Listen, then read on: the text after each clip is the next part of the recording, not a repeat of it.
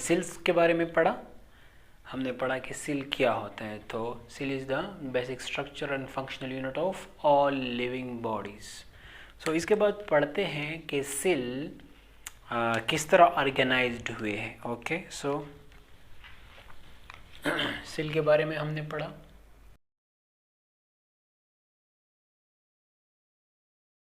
अब पढ़ते हैं सेलुलर ऑर्गेनाइजेशन। तो सेल जो है वो 3 तरीकों से ऑर्गेनाइज्ड हो सकते हैं। तो मैं यहाँ पे लिख देता हूँ।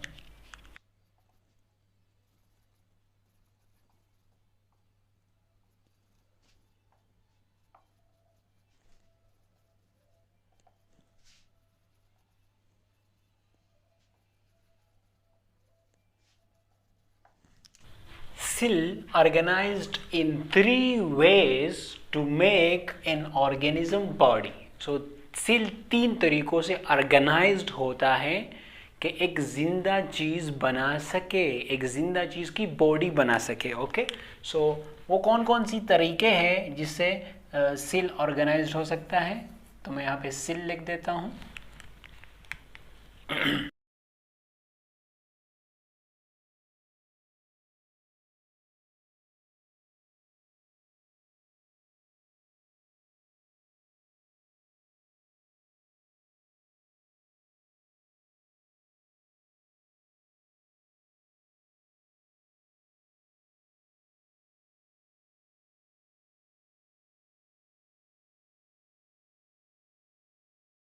ओके, सो सेल 3 तरीकों से ऑर्गेनाइज्ड हो सकता है ताकि एक लिविंग ऑर्गेनिज्म की बॉडी को बना सके।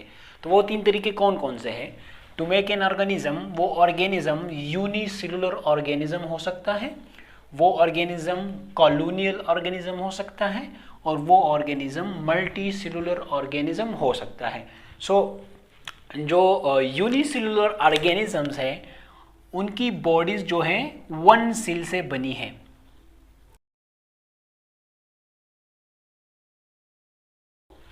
Okay, so the unicellular organisms are made of 1 cell, only 1 cell.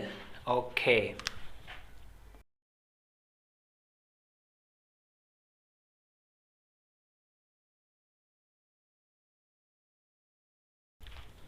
So all life activity occurs in 1 cell. Okay, so एक ही सेल में तमाम जो है तमाम वो एक्टिविटीज हो सकते हैं जो जिंदगी के लिए इंपॉर्टेंट एक्टिविटी है। वो कौन कौन सी है।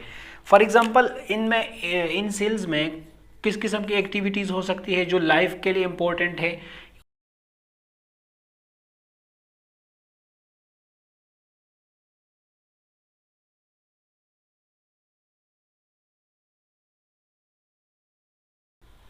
ओके, सो जो इम्पोर्टेंट है, बहुत सारे इम्पोर्टेंट है, पर मैंने चंद एग्जांपल्स लिखे। रिस्पायरेशन हो सकता है, डाइजेशन हो सकता है, एक्सक्रीशन हो सकता है, मेटाबॉलिज्म हो सकता है। ओके, सो ये कॉलोनियल जो यूनिसेलुलर ऑर्गेनिजम्स थी इसकी यही 2-3 बातें याद रखो। इसके एग्जांपल्स को पढ़ते हैं। ओके, सो इसकी एग्जांपल को पढ़ते हैं।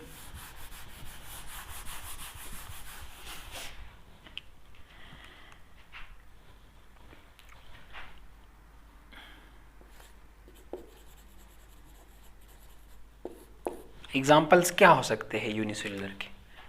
तो इनमें हो सकता है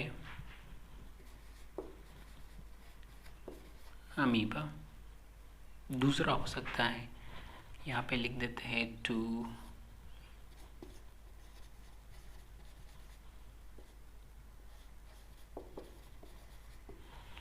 पैरामीशियम, और थर्ड यहाँ पे मैं लिख देता हूँ क्योंकि जगह नहीं है नीचे। सो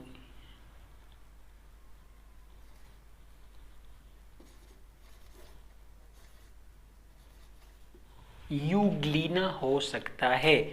ओके, सो थोड़ा सा अमीबा के बारे में पढ़ते हैं कि अमीबा क्या चीज़ है।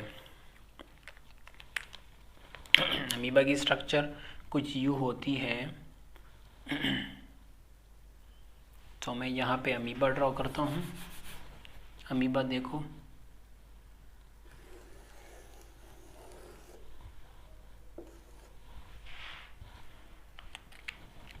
ओके, सो इस तरह कुछ अमीबा हो सकता है। अमीबा ज़्यादातर गंदी जगहों में पाए जाते हैं, जैसे नालियों में पाए जाते हैं, गटर्स में पाए जाते हैं, और अमीबा हमें डिजीज़ भी लगा सकते हैं। ओके, सो ये अमीबिक डायसेंट्री लगा सकता है। अमीबिक डायसेंट्री जिस तरह होता है ना डायरिया, तो उसी तरह का होता है, पर ये अमीबा काज करता है। अमीबा डायसेंट्री उसको कहते हैं, ज़रूरी नहीं है। अमीबा का स्ट्रक्चर ऐसा होता है, बीच में जो होता है वो क्या होता है, न्यूक्लियस। ओके, सो ये जो होते हैं ये वैक्यूल्स होते हैं। इतनी डिटेल से आपको ज़रूरत नहीं है, पर ये सेल मेम्ब्रेन है और इसमें भी होते हैं। ये क्या है, ओके, माइटोकॉन्ड्रिया है। ओके, सो ये काफ़ी है। अब पैरामीशियम कैसे हो सकता है, पैरामीशियम कैसे होता है, तो उसको ड्रॉ करते हैं। पैरामीशियम जो चप्पल की तरह होता है, जो चप्पल होती है ना जो इंसान पहनते हैं, ये यू होता है, इसका ये सर बड़ा और ये सर इस तरह छोटा सा, और इसके बीच में यू एक चीज़ बना होता है। ओके, सो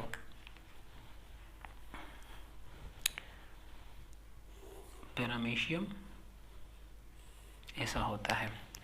अब इस पैरामीशियम के यहाँ पे एक न्यूक्लियस होता है, इस तरह न्यूक्लियस और इसकी बॉडी पे बहुत सारे इस तरह की हेयर लाइक स्ट्रक्चर्स निकल आते हैं, जिसको पिलाए बोलते हैं। हमने पढ़ा था इसको जब हमने बैक्टीरिया का स्ट्रक्चर पढ़ा था। इसके अलावा इसमें वैक्यूल्स और वही माइटोकॉन्ड्रिया, राइबोसोम्स वगैरह सब कुछ होते हैं। तो ऐसा पैरामीशियम होता है। अब यूग्लिना का स्ट्रक्चर ड्रॉ करते हैं, जो यूग्लिना का स्ट्रक्चर ड्रॉ करते हैं। सो थर्ड नंबर पे था यूग्लिना।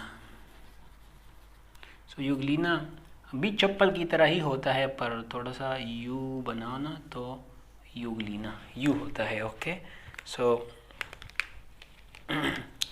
यूग्लिना में भी यहाँ पे टेल सा होता है, यहाँ पे थोड़ा सा न्यूक्लियस होता है, इसमें आई पीस, लाइट सेंसिटिव पीस भी होता है। ओके, सो यूग्लिना इस तरह होता है। और इसकी जो एक कैरेक्टरिस्टिक है मैं बताता हूँ, ये ग्रीन होता है। तो ग्रीन का मतलब क्या है, ग्रीन होता है, ग्रीन मतलब ये ऑटोट्रॉप है, इनमें क्लोरोफिल होता है, ये अपना फूड खुद बना सकते हैं। तो इतनी डिटेल की ज़रूरत नहीं है, बस ये काफ़ी है कि आप स्ट्रक्चर्स जान लो। ओके, इसके बाद अगला पढ़ते हैं।